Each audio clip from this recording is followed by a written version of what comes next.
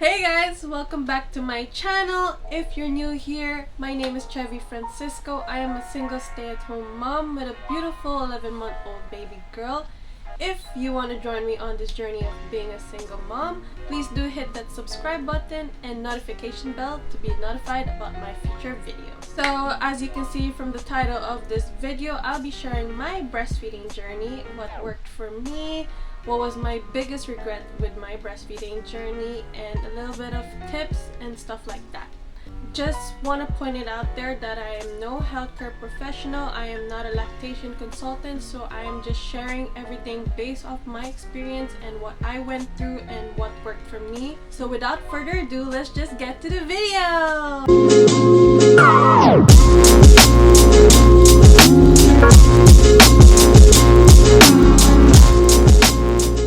Alright, so it all started when my baby was born. When you give birth to a baby, what typically happens is they let you have skin-to-skin contact with your baby and they let you breastfeed your baby right away. What happened when I gave birth to my baby was not breathing at all when she came out. I could only hold her for a few minutes and then they had to take her to the SCBU to be monitored and to regulate her oxygen.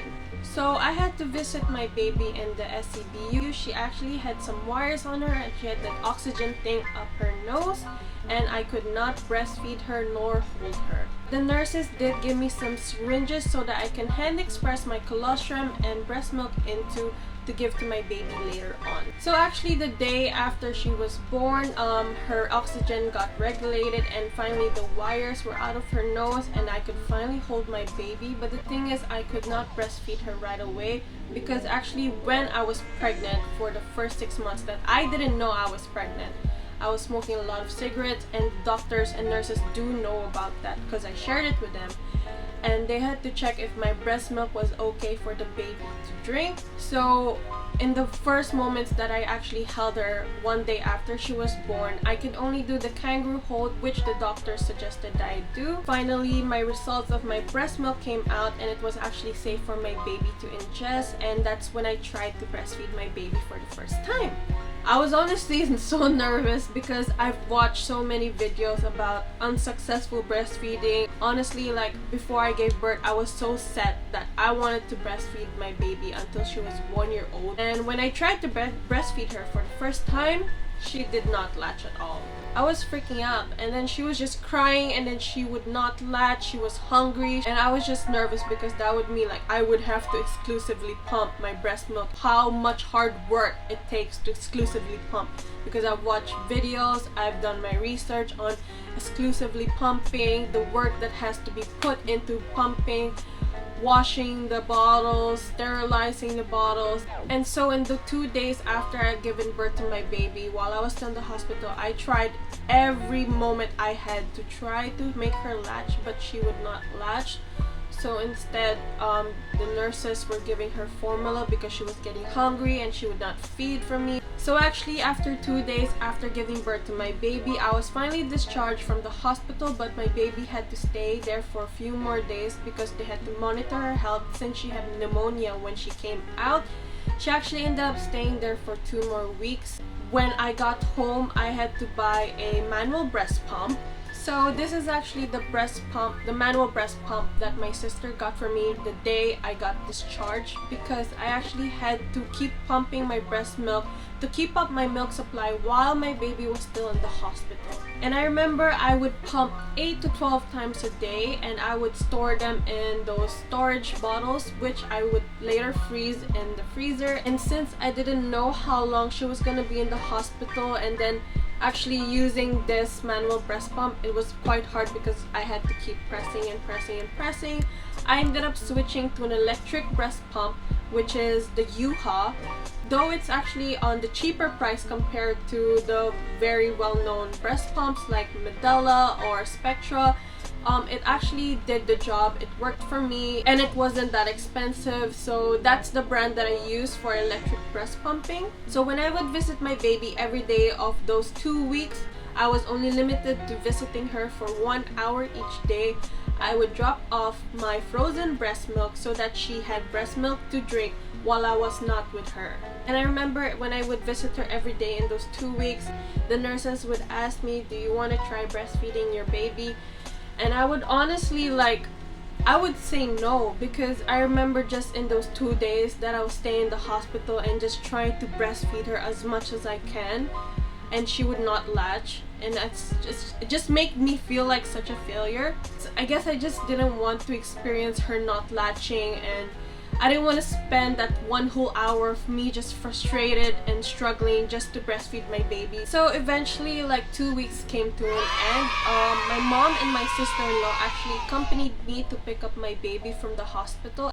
And I remember it was such a nice feeling to finally bring her home after 2 weeks of her staying in the hospital.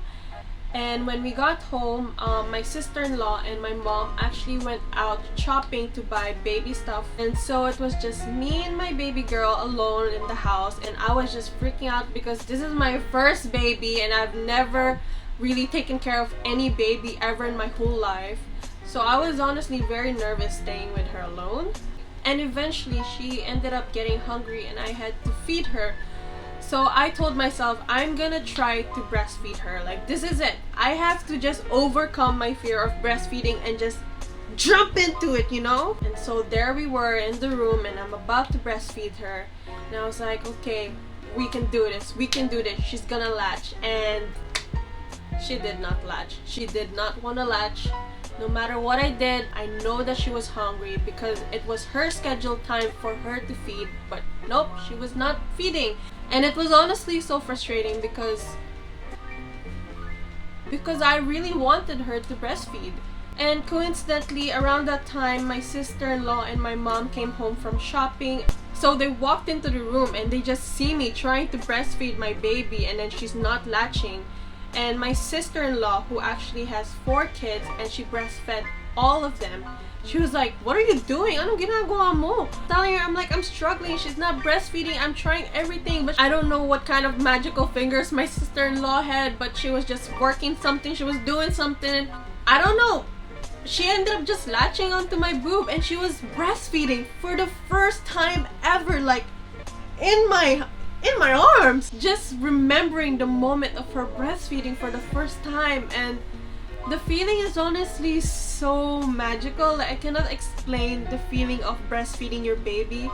Like, you honestly feel so connected, and it's true. Like, there's this bond that you have when you breastfeed your baby and she's breastfeeding from you. It was such an amazing feeling, and I was so happy that she finally latched, and I was just letting her breastfeed and she was just sucking on. Then so I was just so happy that she was finally latching, and I was like, okay, we're set for the rest of the month. And my sister-in-law eventually had to go back home. We're all just spending time with my baby, and then came along her next feeding, and I was like, oh, okay, I'm just gonna breastfeed my baby because she latched already, so there should be no problem with her latching again. I was wrong. She did not want to latch again.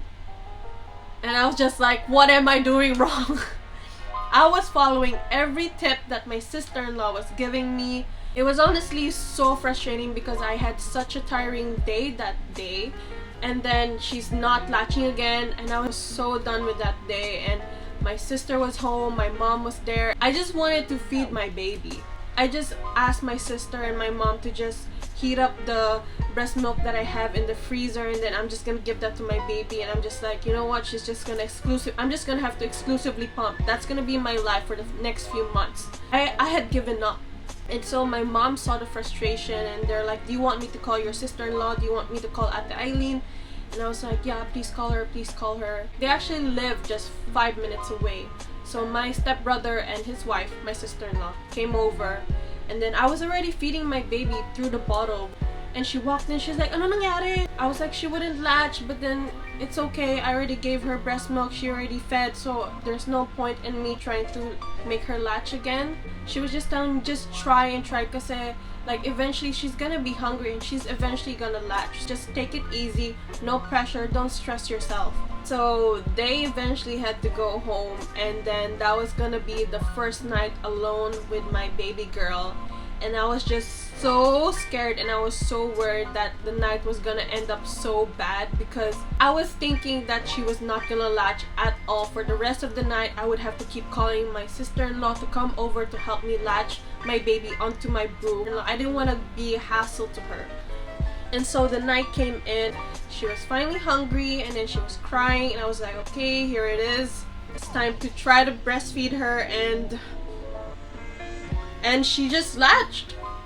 She just latched onto my boob. I don't know what it was. I obviously did something right. And I was just there at night and she was just there on my boob breastfeeding, and I was like, oh yeah, my baby girl is breastfeeding. And that was it. That's it. We've been breastfeeding, and we're breastfeeding 11 months strong, and it's just been amazing. And it's such an amazing feeling to breastfeed your baby. Even though she started solid, she still breastfeeds from me, but now she breastfeeds from me like 4 to 5 times a day. That's including nighttime feeds, compared to when she was a newborn, when she was breastfeeding around the clock, like 8 to 12 times a day. I just want to tell you, if you do plan on breastfeeding your baby, you are gonna be breastfeeding your baby around the clock. That your baby's gonna breastfeed so long that your nipples are gonna start feeling sore.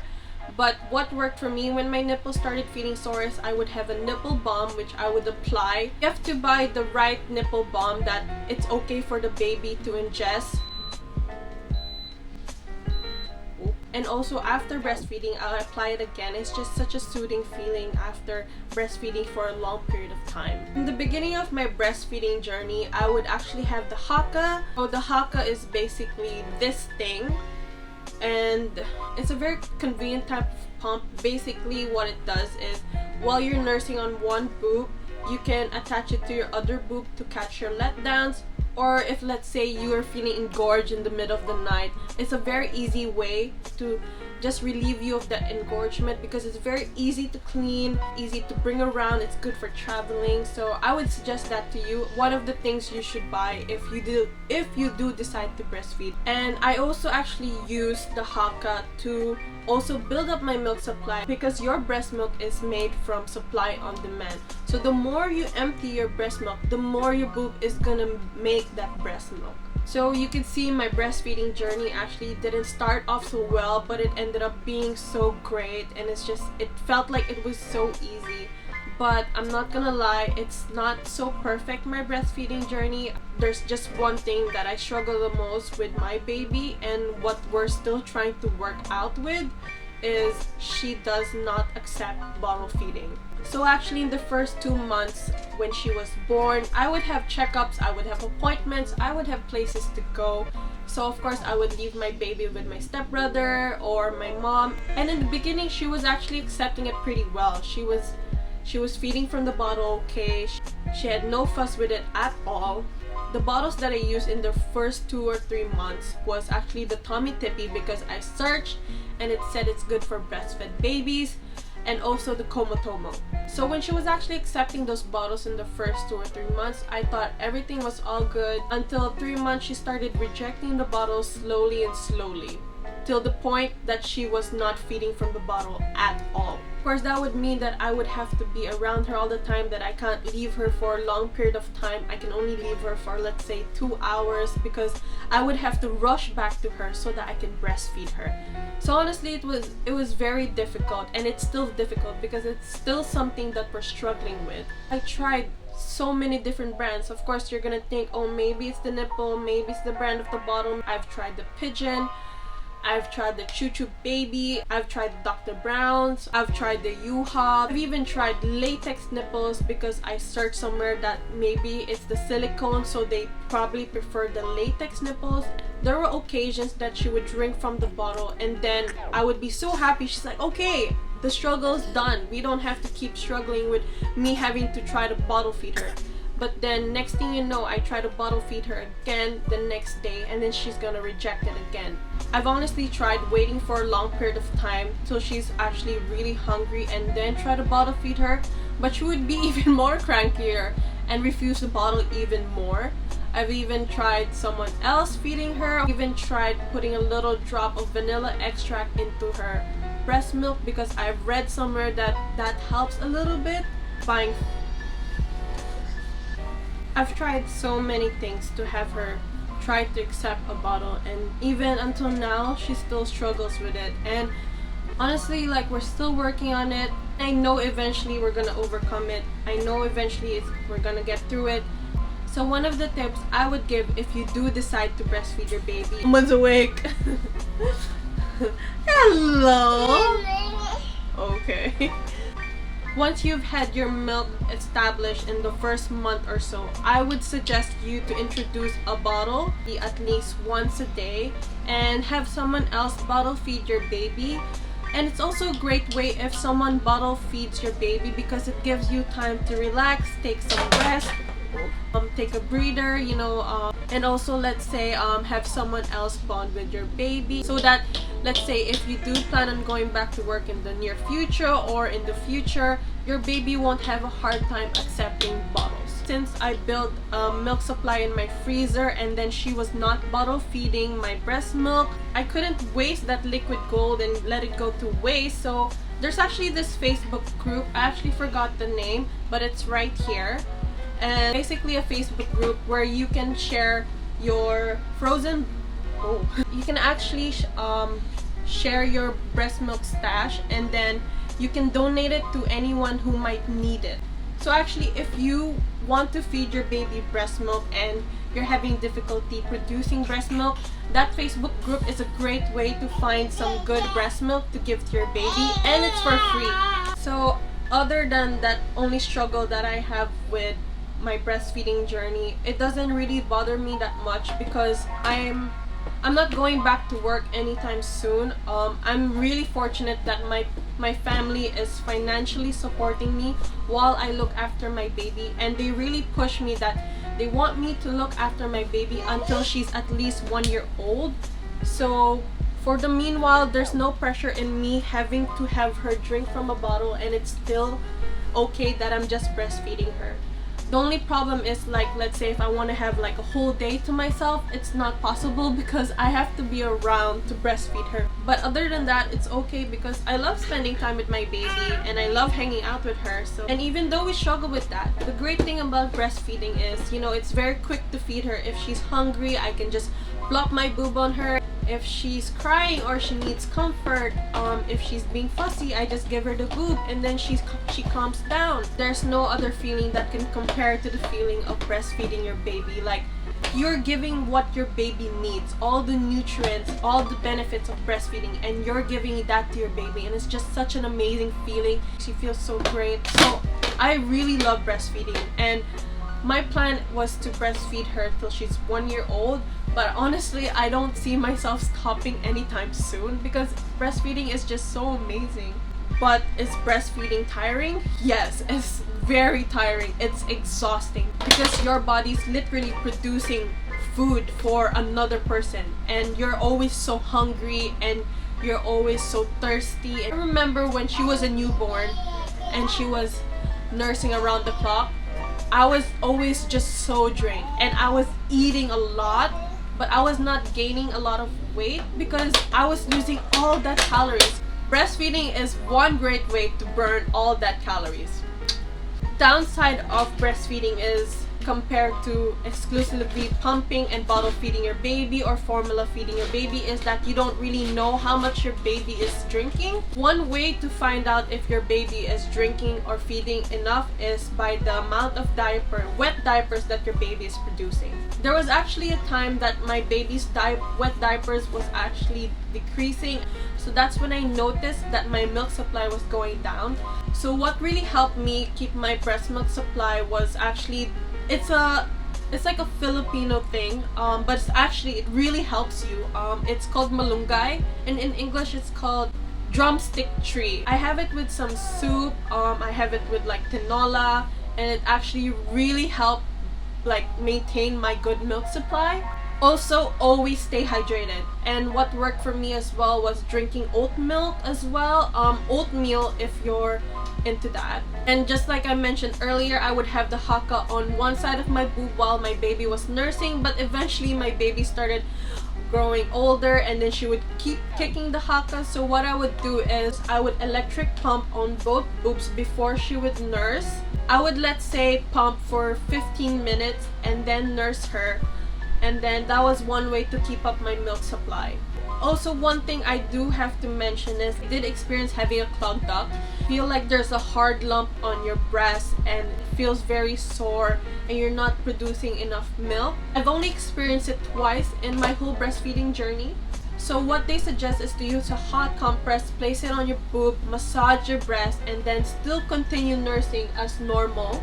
I didn't have any hot compress, so what I would do is I would get a baby diaper, put some hot water on it, and that would act as a hot compress, and I would put it on my breast, and then I would just massage my boob. And one thing you can do is go for a really hot bath, and while you're in the bath, just massage your breast like towards your nipple, just to move that clogged duct along, and just try to get rid of it, and just keep on pumping, just keep on nursing just as usual.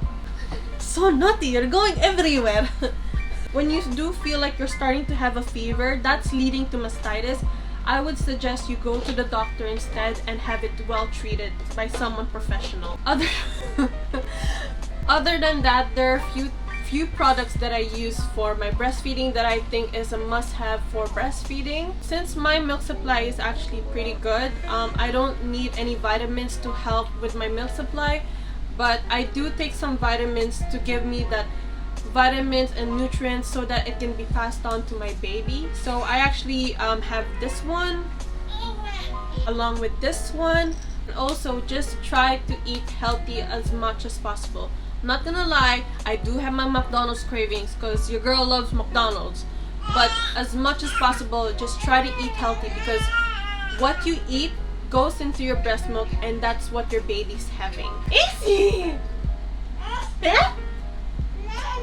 Mama!